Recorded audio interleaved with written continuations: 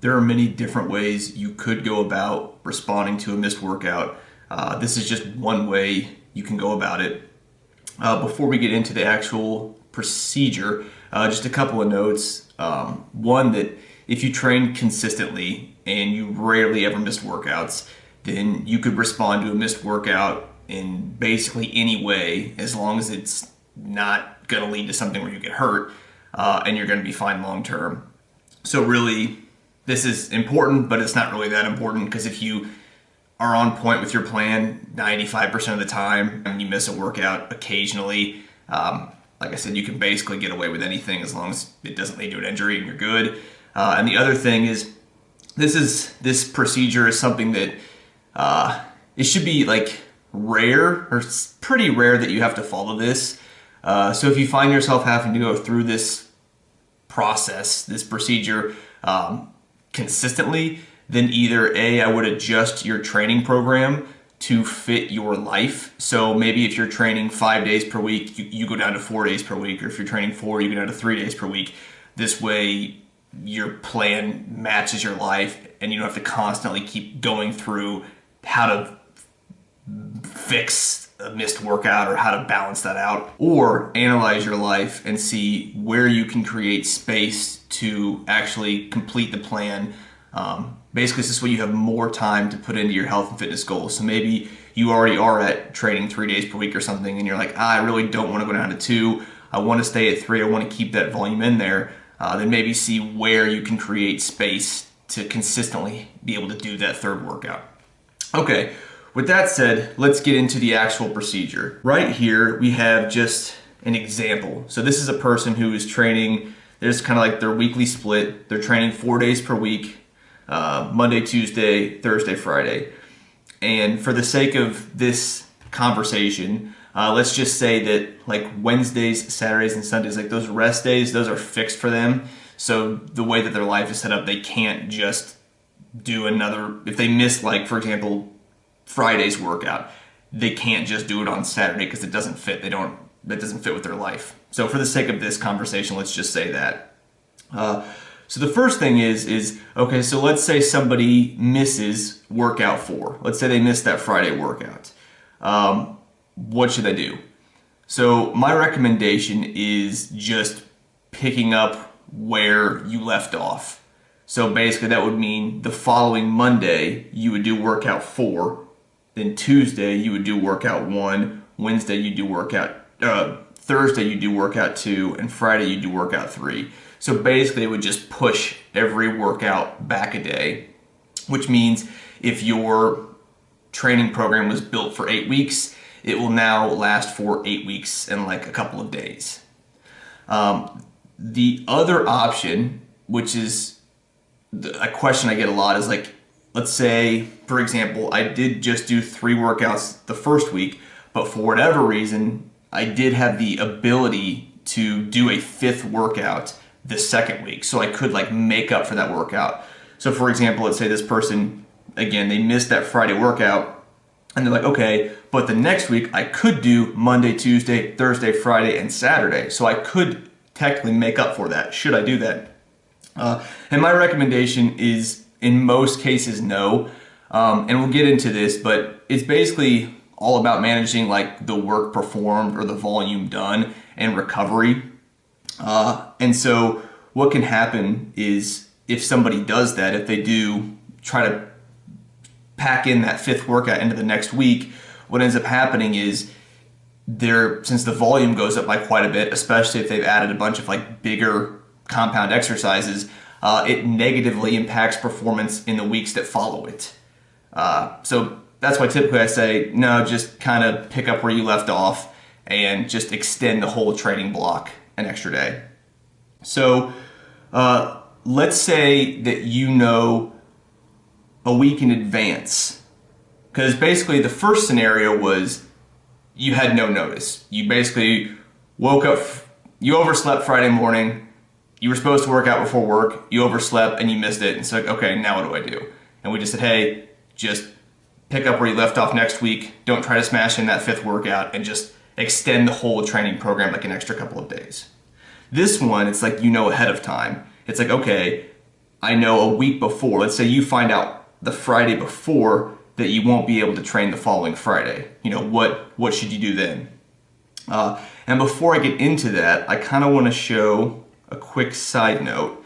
So this right here is part of my training program. And so what I want to do here is just delete out some of this stuff.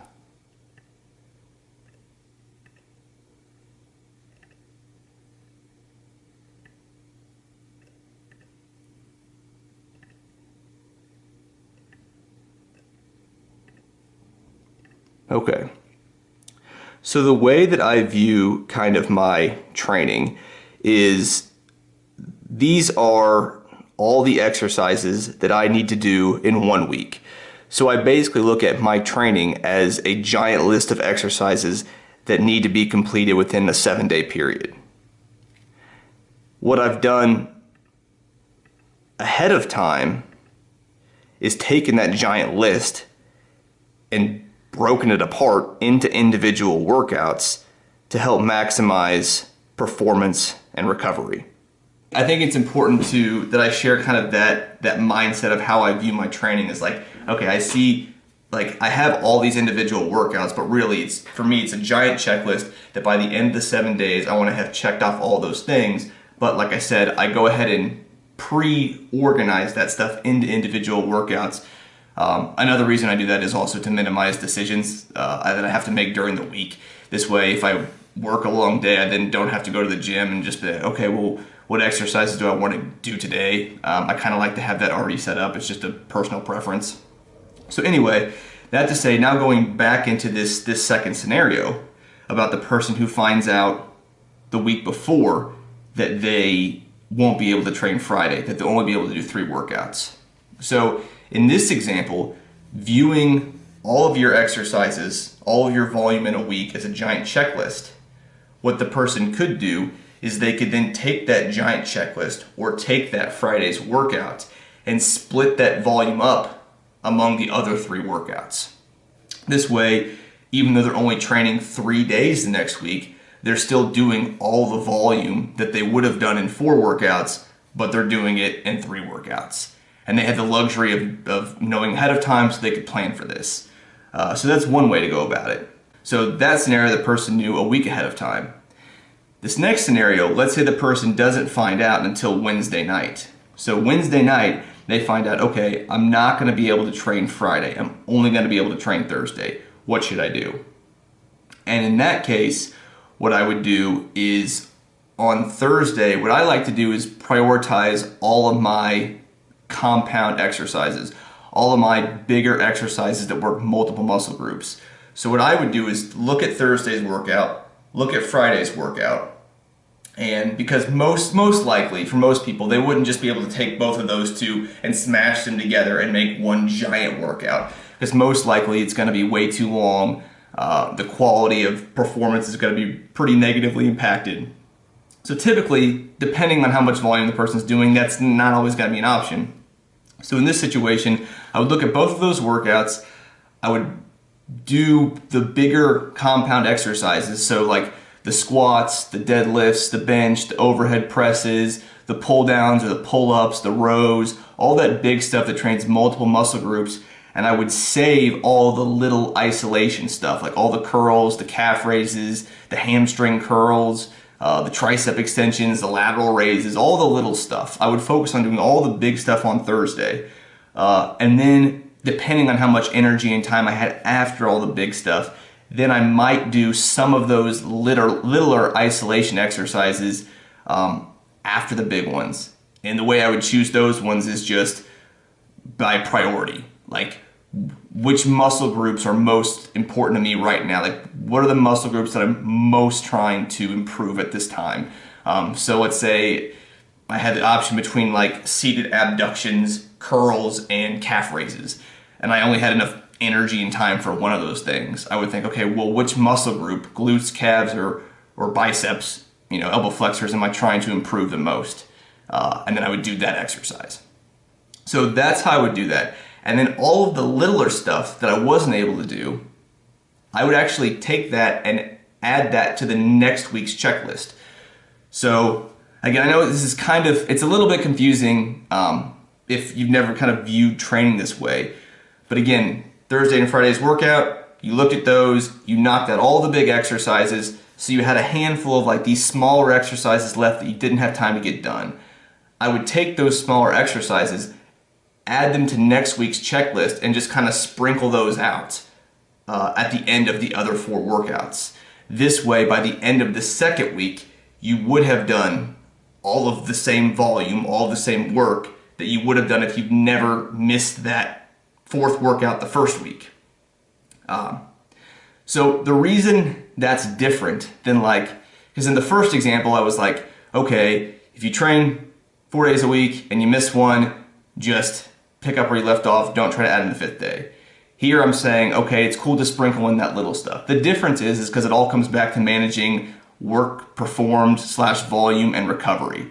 And so this is where like a lot of context and stuff gets into it, but really it's like in the first example, if I was to like miss a whole workout and I was to add like 4 whole extra sets of like heavy squats and 4 extra sets of heavy deadlifts and like all these little isolation stuff to that next week, like that would be enough where it would probably negatively impact performance the following weeks, just because it would be so much volume in one week that it would be hard for me to recover for it the following weeks. In this example, I've done all the big stuff. And so adding a couple of like little exercises from one week to the next probably isn't going to tap into it's probably not going to be overwhelm my ability to recover from that.